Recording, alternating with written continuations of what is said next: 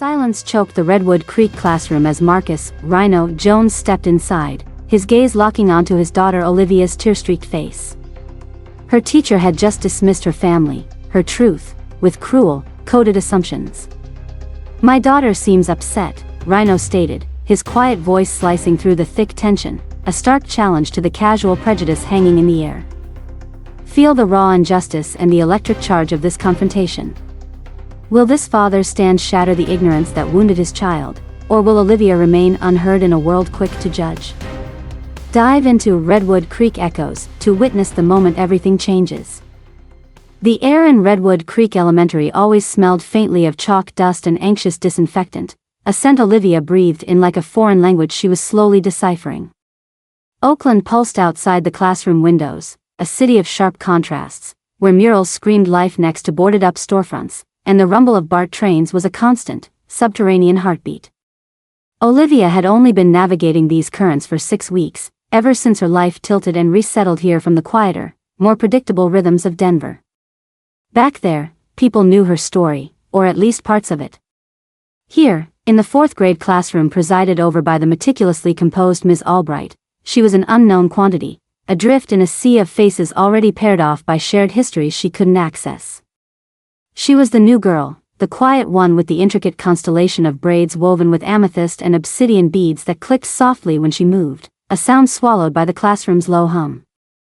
Today, a stark black t-shirt felt like armor, emblazoned with the fierce, focused silhouette of Marcus, Rhino Jones, mid-strike, his name etched below in bold, uncompromising letters, "Career Day."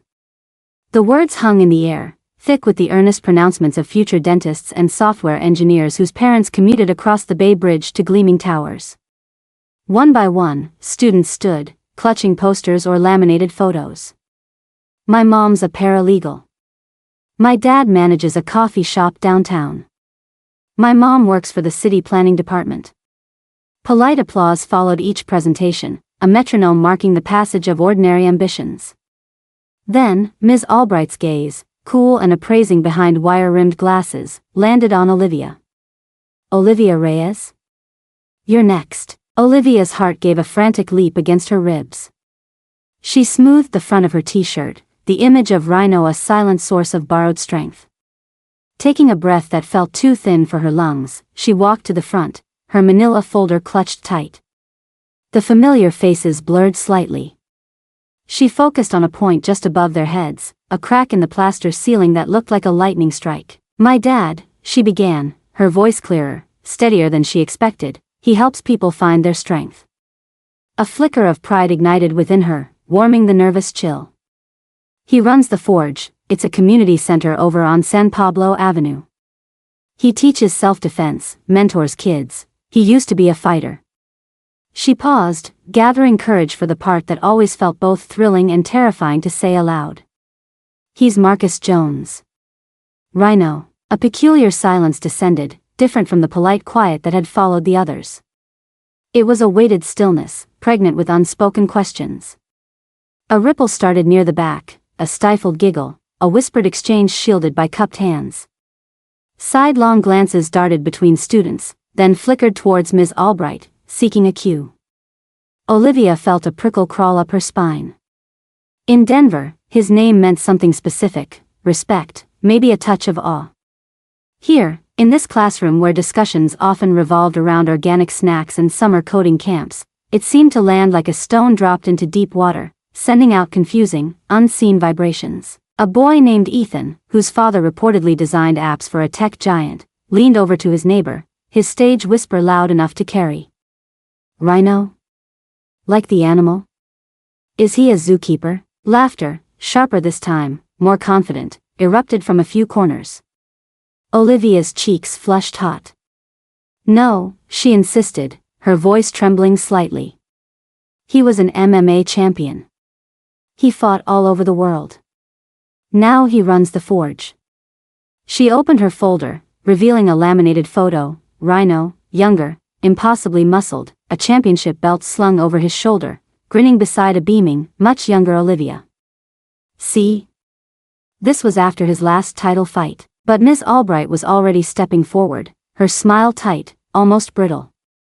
"Olivia, dear," she said, her tone a careful blend of condescension and practiced patience. That's quite a story. Marcus Jones is certainly a well-known figure in some circles. The emphasis was subtle but sharp. But Career Day is about real, achievable professions. Perhaps you misunderstood the assignment. It is real, Olivia protested, the heat rising in her face, blurring the edges of the room. He's my dad. He adopted me. He runs the center, helps kids stay out of trouble, teaches them discipline. Ms. Albright held up a hand, palm out, a gesture of dismissal disguised as calm. Olivia, she sighed, the sound like air leaking from a tire. While it's admirable to look up to community figures, let's stick to facts. Running a gymnasium, while commendable for certain communities, isn't quite the same as being an accountant or a city planner. And Marcus Jones. She paused, her eyes sweeping over Olivia's braids, her t-shirt, her very presence, as if adding up sums that didn't compute. Well, let's just say people like him aren't typically involved in schools like Redwood Creek, unless there's an issue. The implication hung there, ugly and suffocating. Now, perhaps someone else has a parent with a more traditional career path to share? The spark inside Olivia sputtered, doused by a chilling wave of shame and fury. The room felt suddenly hostile, the air charged with judgment. She saw smirks bloom on faces that had been indifferent moments before. The lightning strike crack on the ceiling seemed to mock her. Her father wasn't just real, he was the most solid, grounding force in her turbulent world. And this woman, this teacher, had just dismissed her, with a wave of her hand and a carefully veiled insult wrapped in polite language. The folders slipped from her numb fingers, the photo of Rhino skittering across the linoleum floor like a final, abandoned piece of her pride. The silence that followed Ms. Albright's pronouncement wasn't just quiet, it was thick, viscous, clinging to Olivia like mud. She stood frozen at the front, the echo of the teacher's words, certain communities, unless there's an issue, ricocheting inside her skull. The classroom, moments before just a room, now felt like an arena, the eyes of her classmates like spotlights exposing her difference, her perceived inadequacy. Maybe her real dad is in jail, someone snickered from the middle rows. The voice belonged to Chloe, a girl whose mother organized the school's fundraising galas. The comment landed like a physical blow. Yeah, Ethan chimed in, emboldened. Or maybe she just saw him on TV and decided he's her dad. You know how they are. They. The word hung there, an invisible partition drawn through the room. Olivia felt it solidify, pushing her to the other side. Tears welled, hot and stinging, blurring the faces twisted in amusement or calculated indifference. She wanted to scream, to lash out, to tell them about Rhino's patience, the calluses on his hands from fixing things at the center, the way he taught her to breathe through anger, the stories he told about her mother, the activist whose fire he still carried. But the words caught in her throat, choked by a knot of shame and rage. Ms. Albright, rather than quelling the cruelty, simply offered a placid, unseeing smile towards the back of the room. Children, let's maintain decorum, she murmured, her voice lacking any real authority, almost permissive. Olivia, perhaps it would be best if you took your seat now. We need to move on. The dismissal was absolute. Olivia bent down, her movements stiff, robotic, to retrieve the photo. Her fingers trembled as she picked it up, the image of Rhino's proud grin now seeming like a relic from another, safer world. As she turned to walk back to her desk, the path felt miles long, each step punctuated by muffled giggles and pointed whispers. Charity case. Probably lives off welfare. Why is she even here? Her desk in the back row felt less like a refuge and more like an isolation cell. She slumped into the chair, the plastic cold against her skin. The colorful beads in her hair felt garish now, too loud. The fierce image of Rhino on her t-shirt felt like a lie, a costume she wasn't entitled to wear. Tears finally broke free, tracing hot paths down her cheeks. She didn't bother wiping them away. Let them see. Let them see the wreckage they'd made. She hugged the folder to her chest, burying her face in the flimsy cardboard, trying to block out the sounds, the stares, the suffocating weight of being judged and found wanting based on assumptions she couldn't even fully grasp but felt deep in her bones. Ms. Albright had already called on the next student, her voice regaining its smooth, professional cadence as she asked about actuarial tables. The classroom quickly reoriented itself, the brief, ugly interlude seemingly forgotten by all but the girl crying silently in the back row. Olivia felt utterly, terrifyingly alone, adrift in a sea of manufactured normalcy that had no space for her truth. The clock on the wall ticked with agonizing slowness, each second a fresh wave of humiliation washing over her. Just then, the heavy classroom door creaked open. Not with the hesitant uncertainty of a late student, but with a quiet, deliberate pressure. Heads turned, annoyance flickering across Ms. Albright's face at the interruption. Standing framed in the doorway was Marcus Rhino Jones. He wasn't in fight gear or the community center's branded polo. He wore simple dark jeans, worn work boots, and a plain gray hoodie, hood down, revealing his closely cropped hair. He held a brown paper lunch bag in one hand, his expression initially neutral, maybe slightly apologetic for the intrusion. He wasn't large in the way of overwhelming bulk, but dense, compact, carrying an aura of contained power and stillness that instantly commanded attention. His eyes, sharp and intelligent, scanned the room, taking in the scene, the students craning their necks, Ms. Albright's frozen posture, the residual tension hanging in the air. And then his gaze found Olivia. He saw her tear-streaked face, the way she was hunched over her desk, clutching the folder like a shield. He saw the damp patch on her Rhino t-shirt where her tears had fallen. Something shifted in his expression. The neutrality vanished, replaced by a laser focus, a sudden, chilling quietude that seemed to draw all the air out of the room. He didn't need to hear the words that had been spoken. He read the aftermath etched onto his daughter's face, felt the toxic residue in the atmosphere. He took one step into the classroom, the soft thud of his boot on the linoleum echoing louder than any shout. The door clicked softly shut behind him, sealing them all inside. The shift in the classroom was palpable, immediate. Whispers died mid-syllable. Students sat straighter, eyes wide, darting between the imposing figure at the door and their suddenly pale teacher. Ms. Albright's composure cracked, her professional mask slipping to reveal undisguised shock, perhaps even fear. She recognized him instantly. Rhino Jones was a significant, if controversial, presence in Oakland's landscape. His face, though rarely smiling in public photos, was unmistakable. Rhino's gaze remained locked on Olivia for a beat longer, a silent communication passing between them. "I'm here. I see you." Then, slowly, deliberately, he straightened, his presence filling the space in a way that had nothing to do with physical size and everything to do with contained intensity. He surveyed the room, his eyes missing nothing, the smirks fading into apprehension, the nervous shuffling, Ms. Albright's rigid stance. He walked further into the room, stopping near the front, placing the forgotten lunch bag gently on an empty desk. His movements were unhurried, economical, yet charged with an unnerving calm. "Ms. Albright, I presume?" His voice was low, resonant, without a trace of aggression, yet it commanded absolute attention. The teacher swallowed, her hand fluttering nervously at her throat. Mr. Jones. This is unexpected. We're in the middle of career day presentations. So I gathered, Rhino said, his eyes briefly flicking towards the fallen photo still near Olivia's desk, then back to the teacher. "I was just dropping off Olivia's lunch.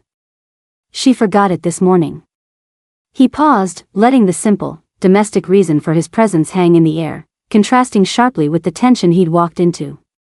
"But I seem to have interrupted something more involved." His gaze swept over the students again, lingering for a fraction of a second on Ethan and Chloe, who visibly shrank back in their seats. "Olivia?" he asked, his voice softening almost imperceptibly when he addressed her.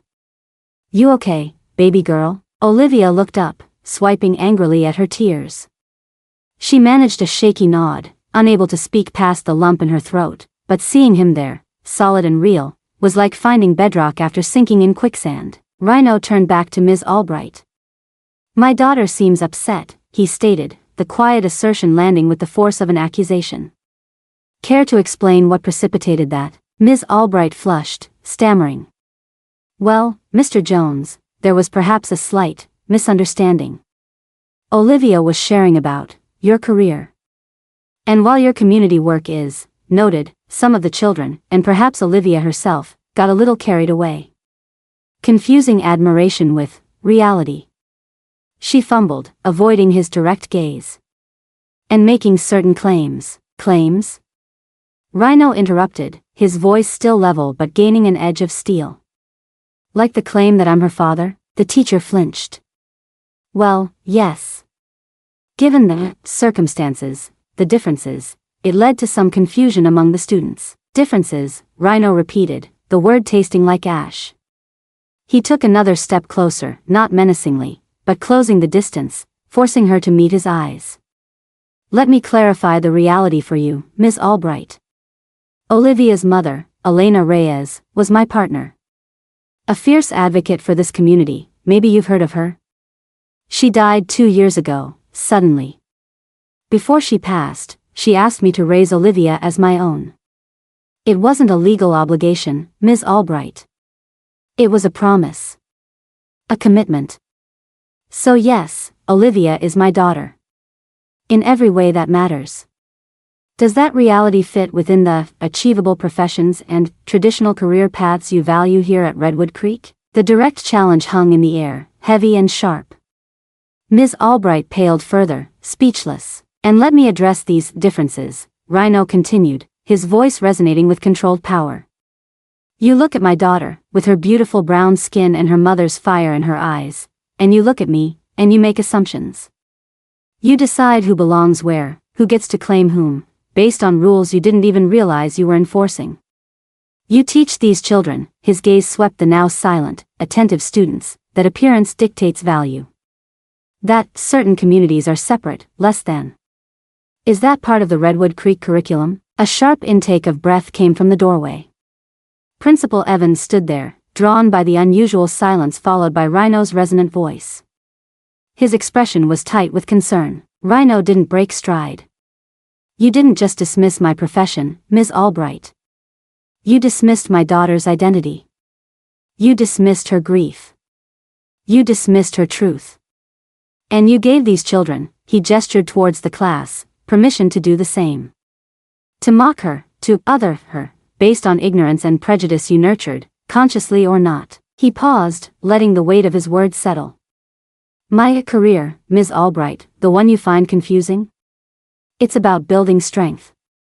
Not just physical strength, but the strength to stand in your truth, even when people try to tear it down. The strength to see the humanity in others, even when they look different from you. The strength to challenge injustice, whether it's in an MMA cage or a fourth-grade classroom. He looked directly at Olivia, a flicker of fierce pride in his eyes. My daughter already knows more about that kind of strength than anyone else in this room seems to. Principal Evans stepped fully into the classroom, his face grim. Mr. Jones. Ms. Albright. Perhaps we should continue this conversation in my office. Rhino gave a curt nod.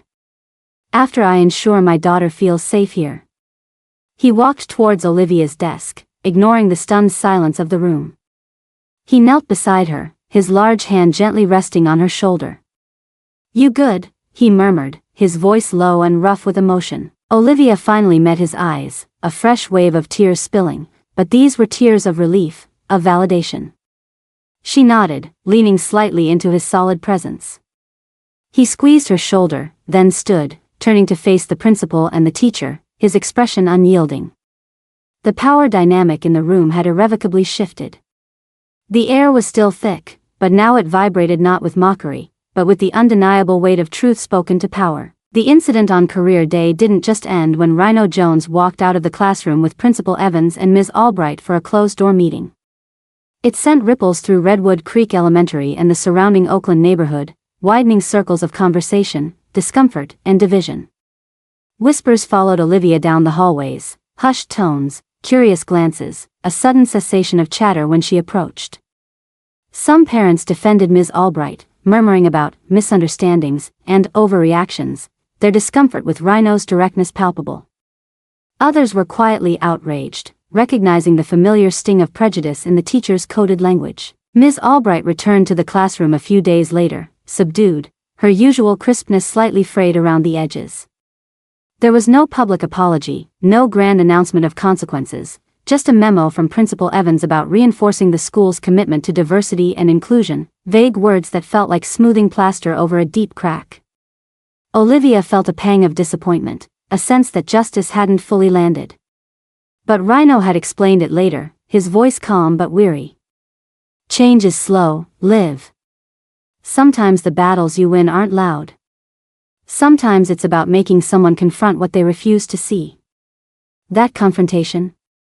That's a start. School felt different, shadowed. But outside its walls, something shifted within Olivia.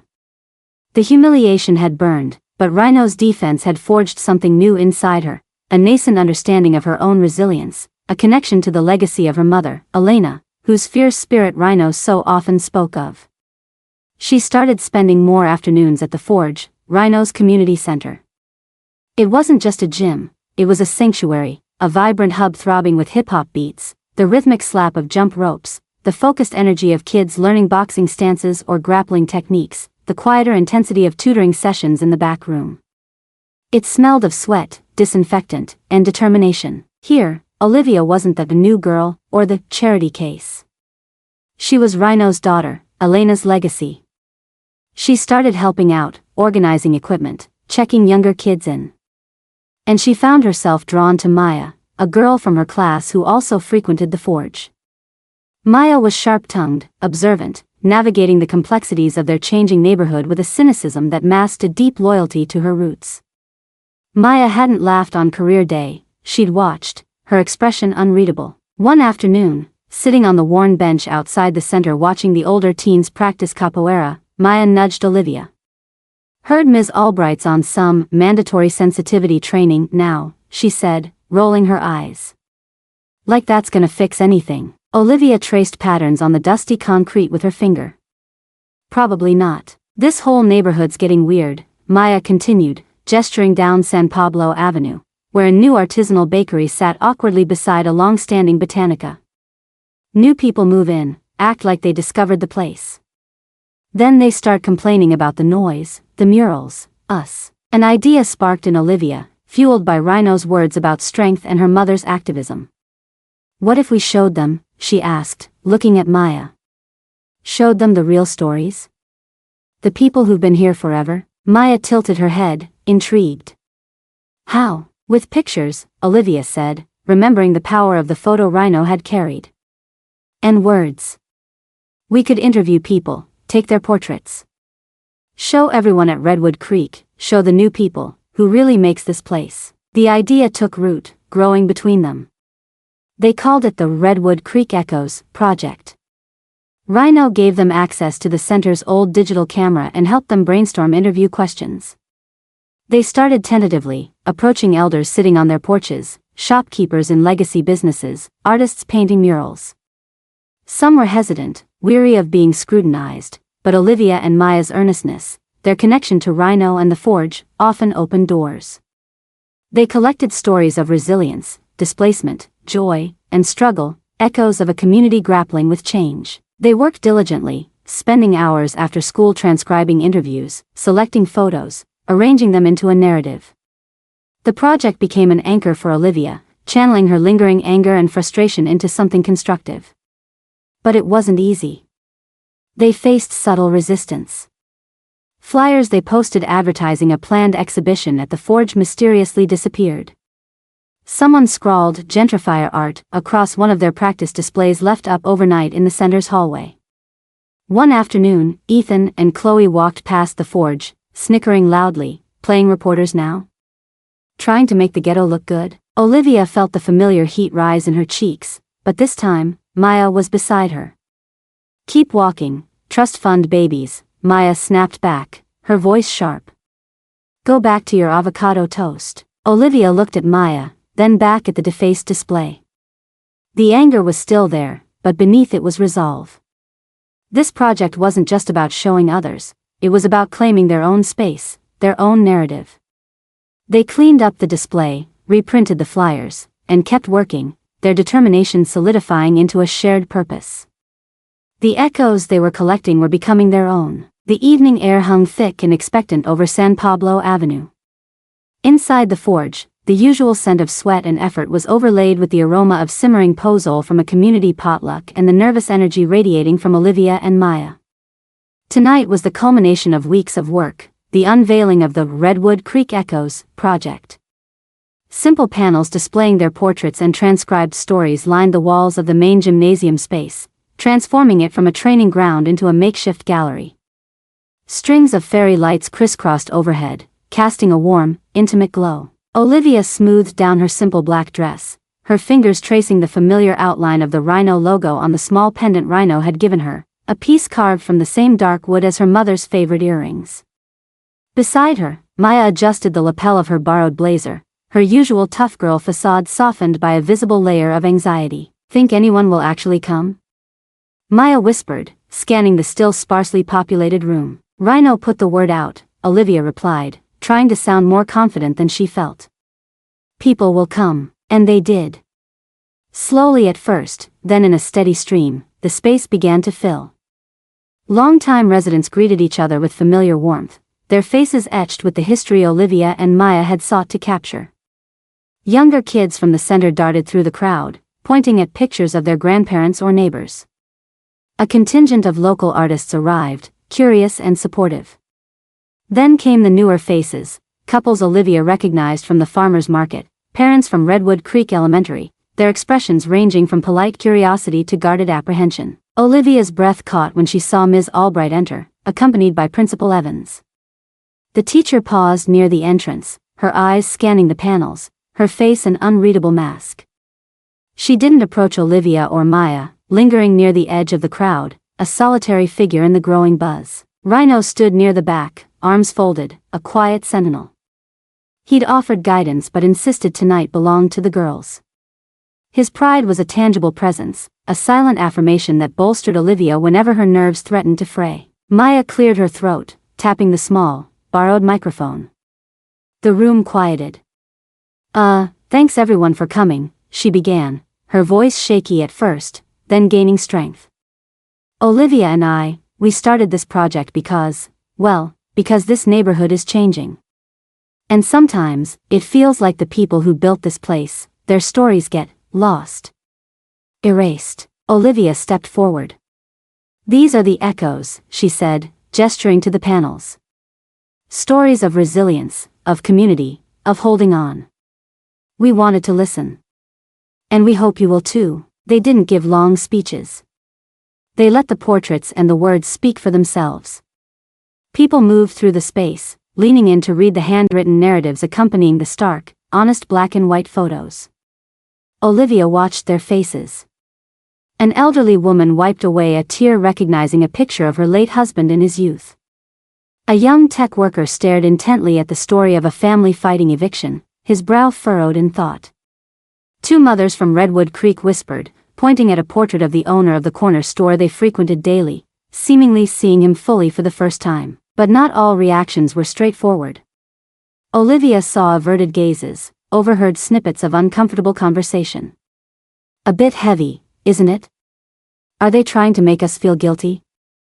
Ethan's father stood stiffly before a panel detailing the closure of a beloved local business due to rising rents, his expression defensive. Ms. Albright circulated slowly, her gaze analytical, detached. She paused longer before a portrait of Elena Reyes, Rhino's late partner, her fierce eyes seeming to challenge the viewer even from the faded photograph Olivia had included. What was the teacher thinking?